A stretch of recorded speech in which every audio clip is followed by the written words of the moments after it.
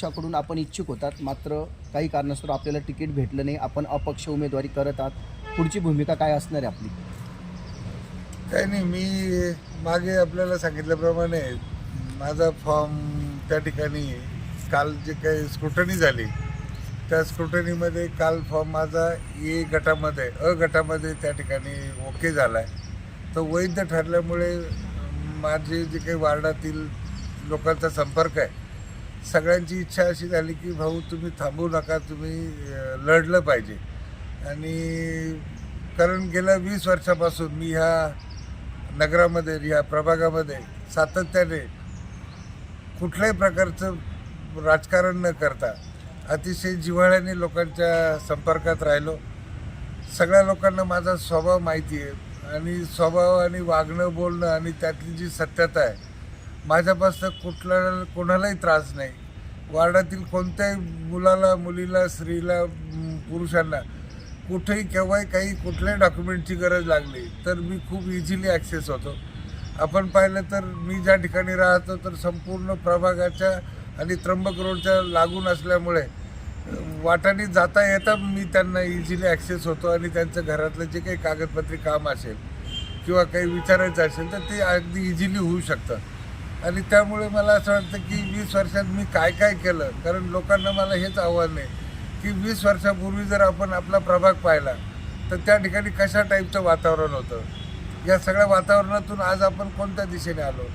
आणि मलाही 20 वर्ष झाले, म्हणजे मी 20 वर्षांनी मोठा झालं, पण ह्या 20 वर्षामध्ये माझी एकही व्यक्तीबरोबर वाढत कोणत्याही समाजाचा असो, कुठल्याही धर्माचा असो, कोणाशी वाद नाही. अतिशय गोड बोलून मी सगळ्यांपर्यंत पोहोचलेलो होतो. आणि त्यामुळे सातत्याने आपण पाहिलं असेल की मी मनसेत असताना माझ्याबरोबर जे नागरिकताई दिल्या त्या इझिली निवडून आल्या. त्याच्यानंतर जी काही मागच्या पंचवार्षिकची चौघांची टीम होती ते चारीच्या चारही नगरसेवक त्या ठिकाणी भारतीय जनता पार्टीच्या माध्यमातून आम्ही निवडून आलो. आणि पण काही कारणास्तव माझं तिकीट या ठिकाणी नाही मिळालं, पण तरीसुद्धा वार्डातील लोकांचा त्या ठिकाणी त्यांची इच्छा पाहता मी खरं तर थांबलोय होतो. आणि पण गिरीश भाऊंनी मला जो शब्द दिला होता, रात्री फोन करून त्यांनी मला सांगितलं होतं की तुम्ही थांबू नका, तुम्ही लिडरशिप करा, तुम्ही मला काय काय, तर त्यांनी माझ्याकडनं 4 नावाची लिस्टही घेतली. पण तरीसुद्धा ते काही त्यांना शक्य झालं नाही. सकाळी जे काही आपण न्यूजपेपरला किंवा टी व्हीमध्ये पाहिलं त्यामध्ये तो फॉर्म आमचा गायब झाला. पण तरीसुद्धा माझं एकच म्हणणं आहे की भारतीय जनता पार्टी असेल किंवा कुठलेही दुसरे पक्ष, जर आपण एखाद्या प्रभागामध्ये 4च तिकीटं देऊ शकतो तर त्या ठिकाणी अनेक तरुणांना किंवा महिलांना आपण त्या ठिकाणी बळजबरीने कार्यकर्ते केले, त्यांना लाखो रुपयाला खर्च करायला लावला. 4-5 महिने ह्या लोकांनी जीवाचं रान केलं आणि आज त्यांना सगळ्यांना वाऱ्यावर सोडून जर तुम्ही तिकीटं देत असाल तर ही राजकारणातली नीती ही पक्षाला त्रासदायक ठरणार आहे. आणि म्हणून लोक चिडून मला म्हणतात की भाऊ जर असं होत असेल, आमच्या अनेक नातेवाईकांच्या मुलांनी त्यांनी गेल्या 4-5-6 महिने काम केलं, त्यांचे लाखो रुपयाचं नुकसान झालं. या सगळ्या याचा ह्या पक्षांना थोडाफार धक्का देणं गरजेचं आहे. आणि म्हणून तुम्ही उमेदवारी करा. आणि आपण बघितलं असेल की काल सगळे जे इच्छुक मंडळी होती त्या सगळ्या इच्छुक मंडळींनी माझ्याशी कॉन्टॅक्ट केला, त्यांच्या भावना माझ्यापुढे व्यक्त केला आणि आम्ही फसलो गेलो अशा आविर्भावात त्यांनी माझ्याजवळ सगळ्या त्यांच्या चर्चा केल्या. मला वाटतं हीच माझी विजयाची नांदी राहणार आहे. कारण पक्ष सगळ्या जर टी व्ही चालू केला तर सगळ्या पक्षांचं जे काही राजकारण चालू आहे, मला वाटतं लोक ह्या सगळ्या गोष्टींना कंटाळलेले, व्यापारी वर्ग कंटाळला आहे, विद्यार्थी त्या ठिकाणी चलबिचल झाले की कोणाला चांगलं म्हणावं.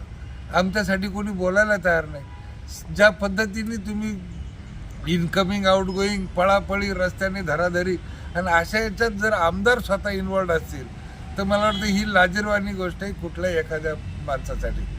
आणि नेमकं काय चाललंय, तुम्ही पक्ष कुठे घेऊन चालला आहात सगळेजण, तर मला वाटतं ही पक्षासाठी सुद्धा धोक्याची घंटा आहे. आणि म्हणून सामान्य माणूस, कॉमन माणूस, चांगल्या विचाराचा माणूस या सगळ्याला तरसून या ठिकाणी नक्कीच नाशिक महानगरपालिकेत अनेक अपक्ष उमेदवार त्या ठिकाणी निवडून आले तर काही फार मोठं त्याच्यात चिंता किंवा हे करायची गरज नाही आहे. मला असं वाटतं की ह्या सगळ्याचा जनतेचा बरोबर मी राहून मी प्रामाणिकपणे माझं स्वतःसाठी एक मत मागणार आणि त्यासाठी मी लोकांकडे आव्हान करेल आणि येणाऱ्या 10-15 दिवसात नियमाने प्रचार करून लोकांकडनं मी निवडून येईल अशी मला त्या ठिकाणी खात्री आहे. भाऊ, भारतीय जनता पार्टीच्या वरिष्ठ नेत्यांनी जर आपल्याशी संपर्क साधला तर आपण थांबण्याचा निर्णय घेऊ शकता का? खरं तर ह्या वाक्यात एक आहे की त्यांना माझ्याशी बोलायला नाक तरी आहे का? ज्यांनी रात्री 1:30-2 वाजता मला फोन करून सांगितलं की बाबा तू सांग तुला कोण पाहिजे, कोणते उमेदवार पाहिजे, बाकीच्या वार्डातले आढावा माझ्याकडून घेतात आणि मला वाटतं त्यांची आता बोलण्याची त्याची ताकद होणार नाही, कारण त्यांनाच स्वतःला लाजिरवाणं वाटेल अरे मी कसा फोन करू. आणि ज्या माणसाने मी सांगितल्यामुळे आमदारकीला तो थांबून गेला आणि ज्यांनी विरोधात लढले त्यांना 3-3 तिकीटं तुम्ही देताय, माझी काय चूक आहे हे सामान्य माणसाला कळतं सगळं. त्यामुळे मला वाटतं की मला कोणी फोनही करणार नाही आणि करायलाही त्यांना हिंमत होणार नाही, कारण जे काही मागच्या 10-15 दिवसात घडलं त्याचा विचार त्यांनी नक्कीच करतील आणि मला फोन करणार नाही आणि उलटं माझ्यासोबत ते राहतील. किंबहुना त्यांच्या मनासारखं नसेल घडलं मग केलं कोणी त्यांच्यावरती ते प्रेशर टाकू शकतील आणि नक्कीच ते नंतरही माझ्याबरोबर त्याचप्रमाणे राहतील की तुझ्यावर अन्याय झाला हे ते मला सांगतील. थँक्यू.